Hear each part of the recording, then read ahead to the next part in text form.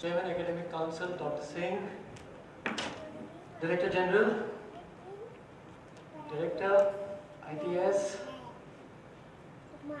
Professor Pooja Dhar, Chairperson, MCA,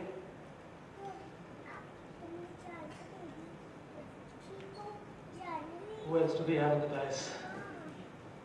Munish Seth. Board of Advisors, along with the young Vice Chairman, Arvind Thakur, faculty, parents, alumni, and my dear young friends who are graduating today. At the onset, I'd like to thank the Institute for having very graciously extended an invitation to me to participate in this very important event in your life. You know, we are living in exciting times. And what is truly exciting about these times is that the emerging markets are driving economic growth globally, and India is the shining star amongst those emerging markets.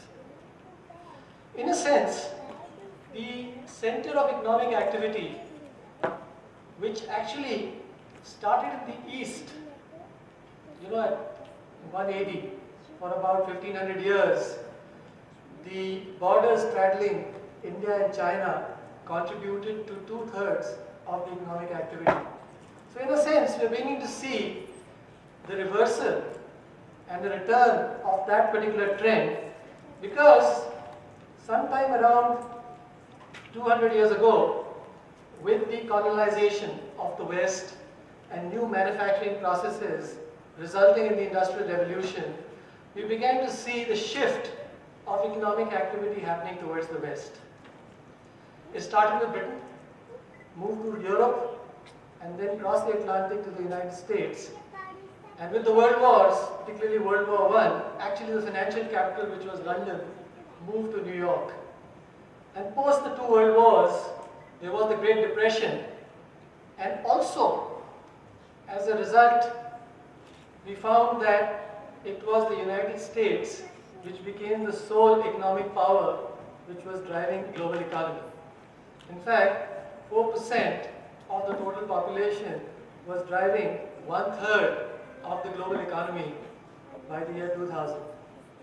Now this trend started reversing in the year, I think it was 1950, when Europe started recovering from the Depression. Japan emerged as a great economic power, in fact the second largest economy in the world, very closely followed by South Korea. And it was really the process of liberalization which was started by China in 1978, and then with India in 1990, which really started moving the trend towards the East. And the process of driving and propelling this movement from India was really driven from the IT sector. We have a visionary Prime Minister who has talked about Digital India being the core for driving the economy in an inclusive manner. He wants to use technology to uplift every element of society in this country. As a result, we are now beginning to see young people across the country solving the biggest problems that we face in healthcare, in education, in financial inclusion, using technology. And that is what is spawning an ecosystem which has now grown to be the third largest in terms of startups in the technology industry in the world.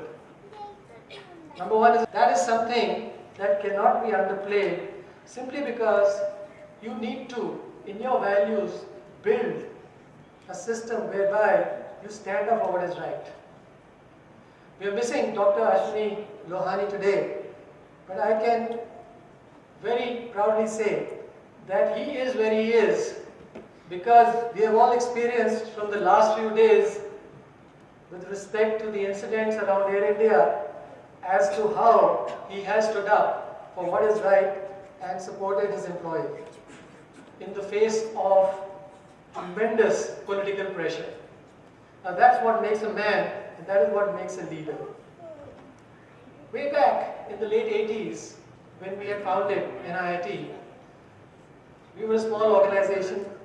We went away to an offsite in Kathmandu to create a value system for the organization. So we put together a document which we call the values and beliefs of the organization. We had a mature professor from IIM Calcutta moderating our discussions, because as young people, we tend to go in many different directions. And there was a big debate that we had when we were putting this document, which was, should we put the set of statements associated with our people first, or should we put a set of statements associated with our customers first in this document? At that time, now one of the things that I've learned from young people is a new form of greeting, which is called high five. Do you do high five? Well, that's something which I learned from young people like you. And in our organization, we greet each other with a high five, because a high five has a lot of significance to young people and in the organization professionals. They represent 5 behavioral traits that we should be inculcating within each one of us as professionals. Number 1 is to think customer. I said the organization will look after you, you have to look after the customer. And so therefore, the first most significant behavioral trait is, in everything and anything that you do, think of what value will it deliver to your customer. Number 2, challenge the status quo. We have to constantly keep innovating, because it's only through innovation can we grow and sustain more employment and create all-round development. The way in which technology is evolving and disrupting the way we do things, nothing can be taken for granted. Challenge the status quo. Number 3, unleash new ideas. When you challenge the status quo, you will generate new ideas. And in fact, you will be valued more if in your workplace, besides doing your work, you're also contributing to how to do that work better. So unleashing new ideas is the third behavioral trait. Number 4, improve continuously. Technology is changing society and business in a manner which actually we all experienced, or I would say society experienced at the time of the Industrial Revolution. The only difference being, the Industrial Revolution took more than 100 years, whereas the changes that we are seeing today is at a much faster rate. And therefore, you need to be in a mode to be learning continuously. At least take ownership. You may see a lot of things around you which are not okay. Many of them may be beyond your circle of influence. That does not mean you should let it be and leave it for somebody else to solve. You need to raise your voice, bring it to the attention of the right people who can influence and make that change. And I wish you unlimited ambition and great success in your journey ahead. All the best.